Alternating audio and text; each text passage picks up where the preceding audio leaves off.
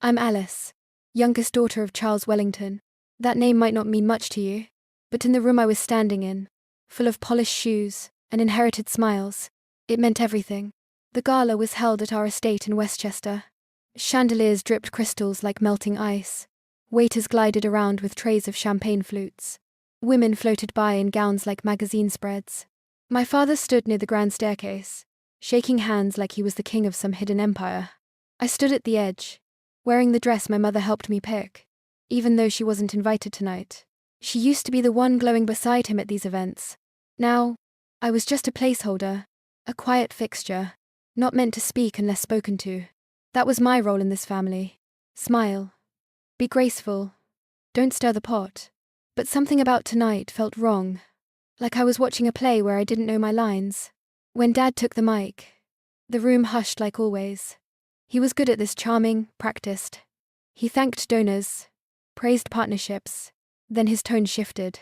And now, he said, beaming, I'd like to introduce someone very special, the woman who's brought light into my life, my new wife, Victoria, and to my lovely daughter, Alice.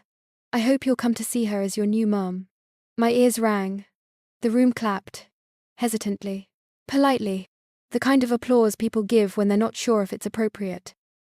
I didn't clap. I didn't move. I just stared at this woman, tall, tan, too young for him, draped in emeralds, like she'd been born into them. Victoria. I knew the name. I'd seen it on a dinner reservation he forgot to hide. I remembered Mum crying in the kitchen one night. She brushed it off, said it was nothing. They divorced quietly soon after. No drama, no fight. Dad told me they grew apart. He didn't say he already had a replacement lined up. He didn't say my mom wasn't welcome here. He didn't say he'd blindside me in front of hundreds of people and cameras. Because of course this was being live-streamed. Every smile, every betrayal. I stood there like a statue. And everyone acted like this was fine. But it wasn't fine. I thought back to the missed calls from Mum. The anonymous messages. Ask your father where he was last Tuesday. The way my brother shrugged when I asked him about it all. You're too emotional, Alice. Just let Dad live his life. They all knew. And they let me walk into this trap with heels and a fake smile. He didn't just betray me. He planned this. This wasn't an announcement. It was a performance. A declaration. This woman wasn't just his mistress turned wife. She was my replacement too. I felt heat rise to my face. My throat tightened. I gripped the stem of my glass, fingers white against the crystal. This isn't about her. This is about power. This is about control. And I've been silent too long. All those years I played the good daughter. The quiet one. The obedient one. I thought it brought me respect. It didn't. It brought me invisibility. I watched him bask in applause. And I made a decision. No more playing nice. I stepped back from the crowd and pulled out my phone. The signal inside the estate was weak, but I knew the Wi-Fi passwords. Same as always, Victoria W. 1980. He never even bothered to change it. I dialed the private number of my trust manager. Execute the freeze, I said. Effective immediately. Understood, he replied. No questions. No hesitation. Dad didn't know that the family trust set up by my grandfather was structured in a way that required both signatures for major expenditures. What he also didn't know was that, after Mum's removal, I was the secondary signatory. He thought I didn't care. He thought I wasn't paying attention. He was wrong. I walked slowly toward the mic. As he finished his speech, people were still clapping. The fake kind. Now, he saw me and smiled. Alice, come say a few words. I took the mic and faced the crowd. I was never told about my new mother, I said, voice steady. But I just made sure she won't spend a single dime of our family's legacy. The room went silent. Victoria's smile cracked. My father's face drained of colour. Murmurs rippled through the guests. Someone dropped a glass. I didn't wait for a response. I set the mic down and walked off. A hand caught mine near the doorway. Jenny, an old school friend, now a journalist. Her eyes wide, her grip tight. That was the bravest thing I've ever seen. Outside, the autumn air bit at my skin. I let it. It reminded me I was alive, that I wasn't just a puppet in this family's play. My phone buzzed. My brother. I didn't answer. Morning sunlight poured into my Brooklyn apartment, like it was trying to clean up the mess from the night before. It didn't. The air inside still felt heavy, like it hadn't moved since I walked through the door, after the gala. Heels in one hand, silence in the other. My phone was a war zone. Dozens of missed calls, blinking voicemail icons, and texts that came in so fast, it looked like they were competing. Gossip blogs had already picked up the story, framing it with phrases like, family scandal, and ungrateful daughter. One headline read, heiress freezes father's assets, mid-gala. Another, daddy's girl no more. I sat on the edge of the couch, scrolling. Most comments were predictable. Rich people drama, spoiled brat, attention seeker. But then I saw one that stopped me cold. Good for her. Someone needed to say it. It was just one line. Anonymous. Buried between insults. But it was enough to snap me out of the shame. I wasn't the villain in this story. I had just pulled the curtain back. And now, people were watching. A knock came. 3 short, clipped taps. My brother, Mark, stepped inside. Before I even said yes. His jaw was tight. His eyes restless. Like he hadn't slept. He didn't even take off his coat. Are you out of your mind? He said. Voice low, but sharp. I'm fine. Thanks for asking. I replied, heading to the kitchen for coffee. My hands were steadier than I expected. He followed. You humiliated him. You humiliated all of us. I turned, leaning against the counter. No. He humiliated me. In front of strangers. With a live stream. And you applauded. Mark shook his head. He just wanted to move on. Can you blame him? You think that was moving on? Introducing his mistress as my new mom. On stage like a show prop. He's happy now, Alice. Isn't that what matters? I laughed. Not from humor. From disbelief. So happiness means stepping on everyone else to get it. Mark's silence was louder than any answer. I looked at him and saw something I hadn't fully recognized before fear. Not of me. Of losing his place in Dad's world. His comfort. His inheritance. I used to think you were just trying to keep the peace, I said. Now I think you're just afraid of being cut off. That's not fair. No, Mark. What's not fair is pretending this family isn't built on secrets, and money, and silence. And I won't be quiet anymore. He opened his mouth, closed it, then turned to leave. At the door, he stopped. You're turning into Mom. I stared at him. Then maybe that's not such a bad thing. When the door clicked shut, the apartment felt colder. I curled into the corner of the couch, pulled the old quilt Mom left behind when she moved out. That day was years ago, but I remembered every detail like it was yesterday. She stood in the hallway, suitcase by her side, her eyes red but dry. I begged her to stay, to fight, to shout, but she just looked at me and said, "Some battles aren't worth losing yourself over." Back then, I thought it was wisdom. Now, I saw it differently. Her silence wasn't strength. It was surrender. And I had spent years imitating it. No more. When the phone rang again, I didn't even check the screen before answering. I knew it was him. Hello, Alice. Calm. Always calm. Like the eye of a storm. I didn't speak. That stunt last night. It's beneath you. Still, I said nothing. You will issue a statement. Today. You'll say, it was a misunderstanding. A technical error with the trust. I waited. If you don't, he continued, I'll cut you off completely. Don't think I won't. Still nothing. You're acting like your mother, he spat. Emotional. Reckless. That broke something. But not the way he wanted. I'm proud to be her daughter, I said. Quiet, but solid. And I hung up.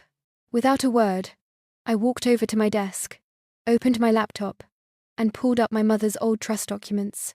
I drafted an email to our family's financial attorney, requesting full review and security of Mom's assets, anything that hadn't already been taken or manipulated.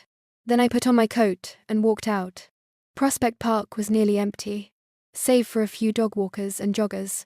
The air smelled of wet leaves, and something else possibility. I moved slowly, each step grounding me. My thoughts weren't spinning anymore. They were sharpening. Control had always been dressed up like care in my family. Money dangled like love. Silence wrapped as loyalty. But it wasn't love. It was power. I thought of one of Mum's favorite quotes. She'd taped it to the inside of our kitchen cabinet. When people show you who they are, believe them the first time. I had seen it. Again and again. And I'd looked away. Not anymore. I sat on a bench, pulled out my phone, and stared at the screen. Not checking messages. Just thinking. They built this empire on silence. I'll tear it down with truth. The night had already swallowed most of the city. When I sat hunched, over my desk, surrounded by boxes of old documents, trust papers, faded ledgers, everything Mum had tucked away before she left. The quiet was heavy, as if even the walls were holding their breath. I replayed my father's last call in my mind. The calm threat, the demand for compliance. Logic warred with anger inside me. But I knew then, this moment was no longer about fear. It was about uncovering what he had done behind the facade. I opened file after file, scanning donation records tied to his foundation. At first glance, they were pristine. But the deeper I looked, the more distortions showed. Amounts that didn't match. Dates overlapped. Descriptions vague. It took only minutes before I found the red flag. VLM Strategies, LLC Consulting Services. The initials hit me. Victoria Lynn Matthews. He had funneled money under the guise of philanthropy, from what should have been resources preserved from my mother's trust.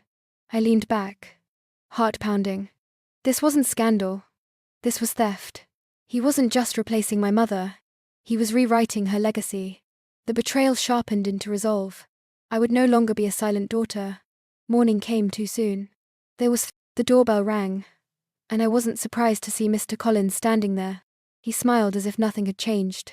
Alice, your father asked me to bring over some documents. Nothing major, just things we need your input on. He placed a folder on my counter. We're aligning the holdings, he said. We want to simplify the structure so everyone's protected. I nodded politely, flipping through. Under the table, I opened the recording app on my phone. Can you help me understand this change? I asked. He hesitated. It's a new marital trust your father has established. Over time, assets need to be consolidated. My pulse quickened. Marital trust. Already active. He fumbled. In progress. We thought we'd formalize, align overlapping funds. I smiled, benignly, and said, of course. But I'll have our attorney review it first. He offered a thin smile in return, gathered his papers, and left. The moment I closed the door behind him, the silence swallowed me. The slip was confirmation. He was erasing me from the ledger of legacy. Later that day, I met Jenna at our cafe. She's sharp. Always was. I slid her the documents. She skimmed, lips pressing tight. This is serious, Alice, she said. They used foundation accounts as fronts. Those shell company names, charity work, don't even exist. I want to bring it all to light, I told her. She leaned in, voice soft but firm. Once you go public, there's no turning back. You'll be crossing more than just family lines. I nodded. They made it bigger than personal. They're stealing from legacies. She returned the folder gently. Then we built proof, no half steps. That afternoon, I contacted Carol. We met in a quiet lunch spot. She came in late, nervous, her hands twisting in her lap. Carol, I know something's wrong, I said. She looked at me, like I had asked her to betray him. Alice, you don't know what he's capable of. I want truth, I said. She swallowed. He made me alter ledgers, falsified donations. He said it was tax optimization. I kept steady. And if you help me bring those to light? Her breathing caught. He's preparing legal documents to cut you out entirely, I said softly. You don't protect him anymore. You protect the lie. She rose and hurried off. On her chair was an envelope. I picked it up. Inside, pre-altered and post-altered, ledgers' names crossed out, signatures forged. Night fell again. From my window, I looked at the city glow. I dialed up my mother's old voicemails. Her voice trembled with weariness. Never let them make you small. I closed my eyes. The words, like an anchor. If I exposed him, I could lose the name I carried. The family reputation. Everything. But silence would destroy me. I opened my journal and wrote, Truth isn't betrayal. It's release. Then I attached the ledger files. Press send to Jenna, and typed a single line. If I disappear, publish everything. And I hit send. I entered the mansion, under dim lights, that stretched long shadows along the carpet. It felt like walking into another era, one he had remade to suit his version of legacy. A staff member led me through quiet hallways, until we reached the door labeled Reflection Room. The panel swung open, and I stepped into a distorted reality. Mirrors everywhere, portraits in ornate frames. But something was off. Every painting showed Kimbra beside my father. My mother's face was erased, gone from every canvas. Where her portrait once hung was an empty space, the wallpaper marked but blank. As I passed that spot, my reflection flickered. I saw myself standing next to Kimbra's painted smile in the mirror's edge, as if our identities had become entangled. The lighting bent contours, making her presence ghostly in my own image. I whispered, "You erased her like she never existed." The words felt cold in my mouth. The mirrors multiplied echoes, doubts, versions of me I hadn't known. Was I chasing shadows, or reclaiming stolen memory? Later, when the guests were gone, and the house silent, I returned to my father's office. The moonlight filtered through windows, as I plugged in Jenna's encryption key, and accessed hidden folders. Deleted emails filled the screen. Accounting logs. Transfers to shell accounts.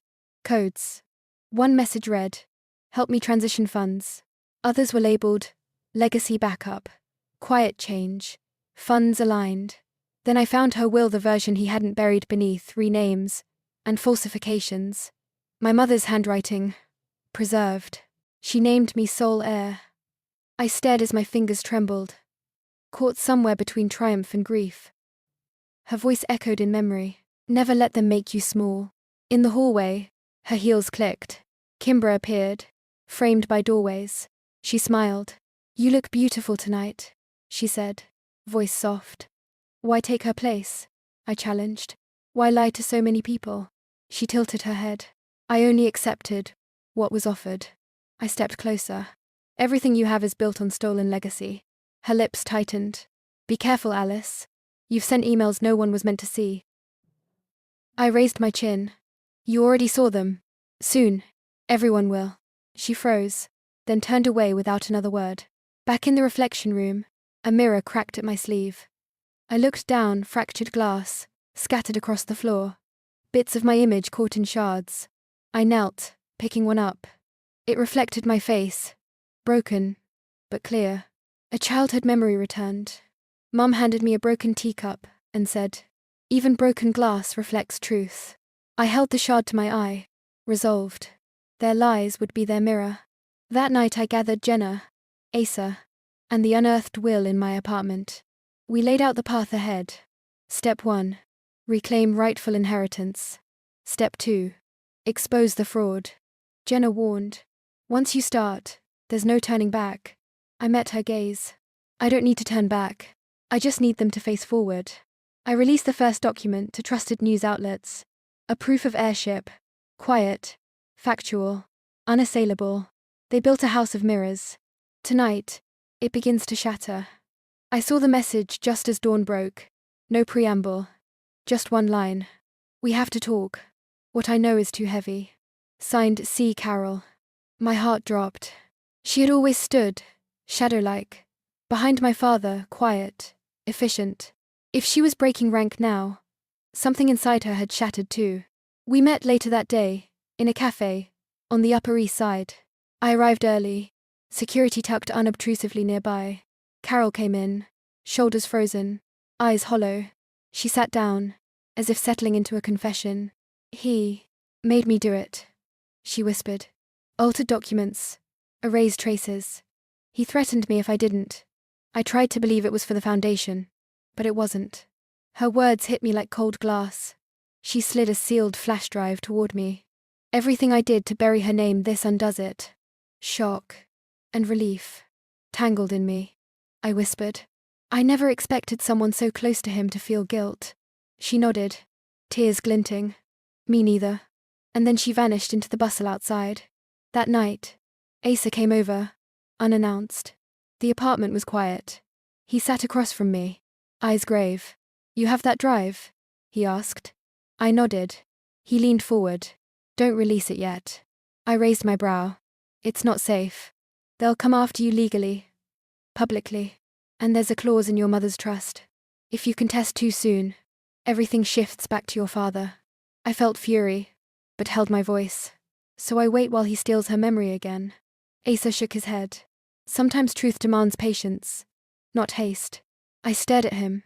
Was I becoming cautious, or finally wise? By morning, the tabloids had done the work for me. Headlines screamed, "Heiress betrays family. Charity empire in chaos." My name plastered, alongside guilt and scandal. Scrolling, I saw one comment that pulled me under. "My father torched my mother's will too." I stayed silent. "Thank you." My reply, "You're not alone either. Let's end the silence." Responses came flooding, in stories of erased names, hidden inheritances. For the first time, I wasn't alone in this. Later, I forced a meeting with the foundation board. They tried delaying. I threatened a public outcry. By evening, I stood in the boardroom, the flash drive in hand. My father's face was mask-hard. Kimbra sat beside him, serene but tense. Board members avoided my gaze. I placed the drive on the table. "This holds their lies. I'll play it at the gala, unless you correct course. Publicly." Kimbra's laugh cut the hush. "You always thought you had power because of your ghost mother." I held her stare. "Power isn't inherited, it's claimed with truth." Murmurs rose around us. My father's jaw twitched. "You don't know what you're doing," he growled. "Oh, I do," I said. "You built your house on silent erasure." Voices clashed. One by one, board members left. He shouted after me. I walked away. Night swallowed me again. I wandered. Headlights and shadows flickering. Mansions loomed behind dark glass. I thought of her voice. "When you shine light in dark places, darkness flees." I thumbed my phone and texted Jenna. "I'm going live at the gala. Prepare the truth." Her reply, "I'll stand by you." I slipped the flash drive into my coat. It felt heavier now. Truth in my pocket, ready to burn down illusions. I inhaled, knuckles white, and stepped forward. No more hiding. I woke to silence. No knocks, no buzzing phone. Just the stale quiet of a city apartment, steeped in tension. I rubbed my eyes, reached for the phone, and saw the voicemails, 7 in total. 2 from my father, 4 from unknown numbers, 1 from a board member who used to kiss my cheek like a niece at family events. His tone? Ice in a silk glove. "You've made your point. Consider your next move carefully, Alice. Some mistakes are permanent." I sat up, back against the headboard, flipping through a newsfeed, already buzzing with last night's images. Me walking off stage, the sealed flash drive in my hand. Caption: "Heiress or hostile?" Jenna's text popped up. "They're spinning it. Be cautious." I stared at the photo. My jaw looked too tight. My heels, too high. I whispered, "No more reacting." I opened the drive again. This time I checked timestamps, metadata. Everything matched. Everything was real. And then I remembered what Mum said, years ago, sitting on our back porch, as thunder rolled. "The most dangerous calm," she told me, "comes right before they strike." Just after lunch, Carol reached out again. This time, no riddles, just an address. Brooklyn Brownstone, nondescript. "Come alone," she'd written. I went with the driver, but entered the place solo. She answered the door quick, as if watching from behind the curtain. Her hands trembled. "I found more," she said. Files he told me were deleted, but I kept copies. I thought, maybe someday I'd need them. She handed me a second envelope thicker than the first. "He promised me a clean slate," she added, voice brittle. "Said he'd protect me, that if I just kept quiet, I could retire in peace." She looked away, but that was a lie too. "I know that now." I nodded, slowly. "What are you asking?" "I'll testify," she said. "But I need your word if it backfires. You'll shield me." I stared at her. She wasn't my ally. Not really. But sometimes necessity makes its own kind of contract. I nodded. "You have my word." Back in Manhattan, I met Jenna at a small co-working office she kept as a backup war room. The whiteboard was already filled with arrows and timelines. "We can't drop everything at once," she said. "That'll look like revenge. We leak one thing, Something clean. Undeniable. We chose a single transaction. A transfer that tied Kimbra directly to a consulting firm that never existed. Jenna drafted the email to the reporter at a major investigative outlet. I wrote the press release myself. Just the facts. No adjectives. No emotion. When this goes out, she warned, your father will do more than spin. He'll try to bury you. I nodded. Good thing I've already been through the dirt. We set the timer 48 hours. The first social media post was soft. Just a headline. But by the time I got home, my name was trending again. It was after midnight when the call came. No caller ID. Just silence then. Static. Then a voice. Distorted male. Maybe. Stop digging. Or I'll ruin her reputation next. Click. I didn't cry. I didn't call back. I sat on the edge of my bed, breath shaky, and picked up that broken shard of mirror I'd kept since the night I discovered the forged files. I held it tight in my palm. A piece of truth. Ugly. Jagged. Real. One tear rolled down. I wiped it away fast, then texted Jenna. They know I'm close. At sunrise, I met Asa in a quiet room, behind a coffee shop that used to be a bank. He spread out the documents, printed originals, the flash drive, a notarized statement he'd prepared. This, he said, pointing to the declaration, is your shield. I nodded, flipping through the papers again. I knew them by heart now. We rehearsed what I'd say if interrupted, how I'd pivot if attacked. Speak softly, Asa murmured, and carry a big stick. Roosevelt, I said. Your mother's favorite quote, he added. I smiled small, tired. At home, I laid out my outfit. Plain black pants, navy blouse, no jewelry. I wasn't dressing for war. I was dressing for control. I zipped the drive into an inside pocket. One last look in the mirror. I wasn't scared. Not anymore. I stepped out, phone in hand, the city skyline ahead. I arrived at the gala early. Stepping out of the car, into a quiet courtyard that already hummed with tension. The security felt different. More alert. Less perfunctory. Media vans lined the driveway. Flashing lights. Cameramen positioning tripods. Jenna stood beside me, face steady. Carol hovered a few steps back, gave me a subtle nod, then melted into the crowd. Kimbra appeared next. Elegance perfect. Crowd greeting her with applause. I watched her bask in it, stomach tightening. The chandeliers inside sparkled. Guests in gowns and tuxedos moved like pieces on a board. Every mirrored surface reflected that facade. I squared my shoulders. Tonight, I decided, would change everything. When the evening's host mounted the stage, the music dimmed. I stepped forward despite the ushers' protests. The microphone stood waiting unused until now. I raised my voice. Tonight was never about celebration for me. It's about exposure. Gasps spread across the hall. I watched expressions shift. I revealed what no one else dared. The secret trust fund my mother had set up before she died. The fund he hid from public view. I named the accounts Kimbra used, and traced the diverted donations to shell entities she controlled. Warren's face flushed red. Kimbra opened her mouth, but no words came. Silence crushed the room. I paused.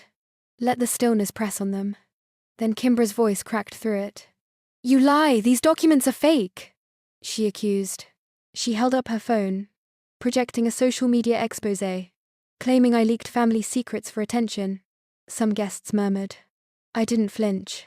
Calm voice. Fake or not, the burden of proof now lies with you. Murmurs turned into murmurs of doubt. Some guests shifted their support. Across the room, I saw a few board members stand.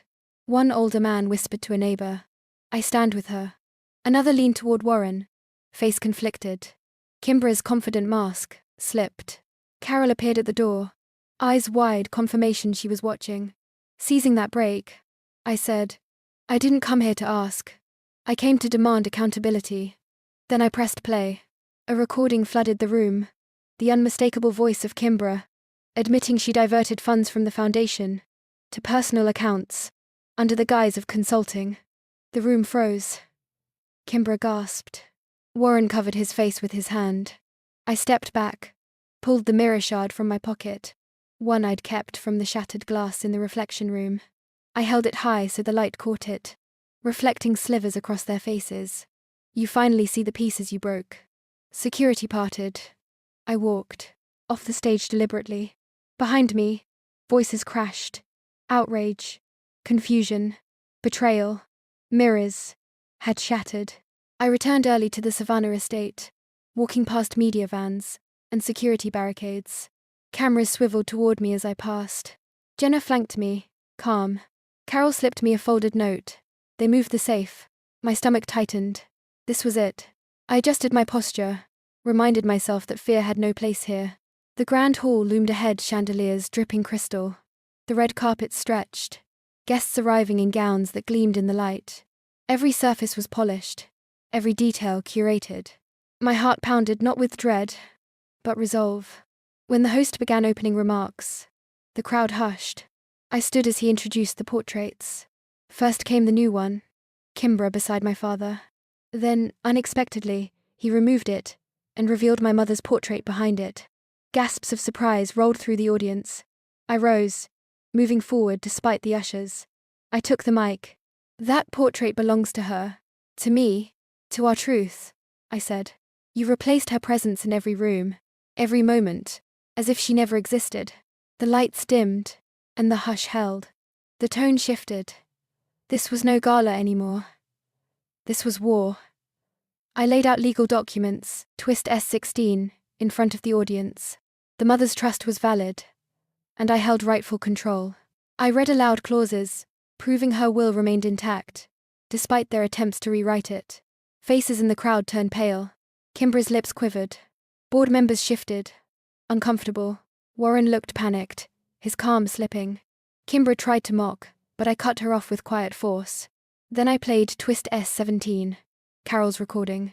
Kimbra's voice admitted diversions, tampering, hidden transfers, words she never meant to echo outside their private walls. The audio filled the hall. Guests recoiled. Kimbra gasped. Warren bent his head. I stepped back and held the mirror shard high so it caught the light, casting fractured reflections across the gala.